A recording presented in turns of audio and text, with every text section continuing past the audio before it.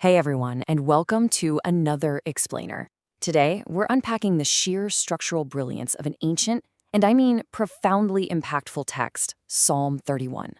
We're literally going to map out the exact architecture of a human breakdown and, more importantly, the incredible resilience that follows it. We'll be tracing how the writer moves from a state of absolute, paranoid terror all the way to triumphant praise. It's a wild ride, so let's get into it. Okay, let's kick things off with a phrase from verse 5. Into your hand I commit my spirit. Now this single line, it's a massive hook. It perfectly captures exactly why this historically significant poem has resonated with people for millennia.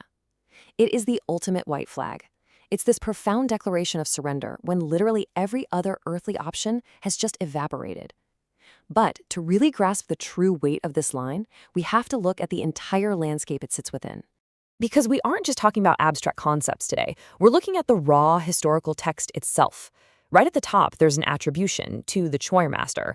This tells us something huge. This wasn't just, a private diary entry of some king. This was essentially an ancient hit song. It was specifically designed to be sung, heard, and shared by a whole community navigating trauma together.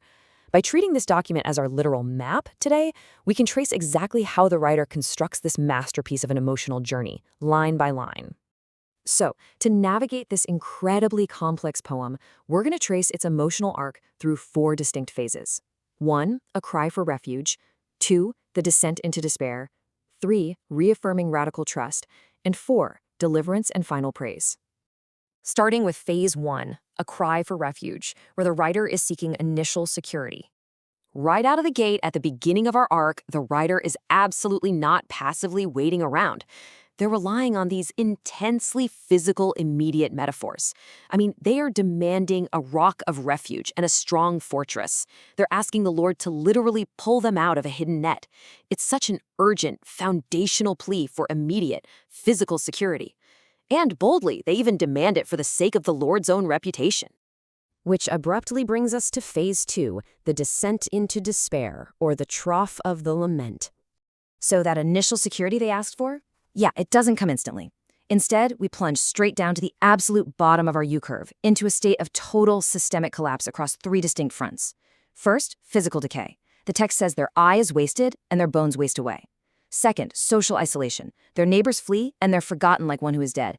It's essentially the ancient, ultimate version of being comprehensively ghosted and canceled by your own community. And finally, active external threats. They can hear the whispering of people actually scheming against them. It is a total, terrifying dismantling of their body, their community, and their physical safety. And right at the lowest possible point of this despair sits this one devastatingly potent metaphor. I have become like a broken vessel. Remember, in the ancient world, a shattered clay pot wasn't carefully glued back together for some cute Pinterest craft. No, it was swept right into the street as useless garbage. This single line perfectly captures that raw humanity, the fragility, and the profound feeling of total uselessness you experience at rock bottom. It is incredibly bleak. But here's where things change. Phase 3, reaffirming radical trust, the pivot point. Now, this is where the structure of the poem becomes an absolute masterpiece. We reach the psychological crux of the entire text, this jarring juxtaposition of extreme terror right alongside radical surrender. We have the sheer paranoia of terror on every side, crashing head-on into the quiet, steady resolve of my times are in your hand. And here's the thing, the writer hasn't transitioned out of danger yet. Those physical threats, they are still very real, but they actively choose a posture of radical trust right in the middle of the dark. Building rapidly on that sudden trust, the writer actually finds their voice again. They start pleading, make your face shine on your servant, save me in your steadfast love. And this divine favor empowers them to push back. In the very next verses, they call for the wicked to be put to shame and sent silently to Sheol, the ancient underworld, the realm of the dead. So, that passive, broken clay pot we talked about earlier, it's completely gone. A fierce, active petitioner has taken its place. And that carries us into our final section, phase 4, deliverance and final praise, completing the arc. We finally reach the triumphant peak of our U-shape with this complete, undeniable reversal of fortunes. And the contrast is staggering. Earlier, the writer was hiding from hidden nets, right? Now, they're surrounded by abundant, stored-up goodness. Earlier, they were terrified by all that whispering. Now, they're safely hidden in the cover of your presence, totally insulated from the strife of tongues. The threats are completely neutralized. And then, in this moment of just beautiful honesty, the writer admits that in their blind panic, they thought they were entirely cut off, but they realized their pleas were actually being heard all along.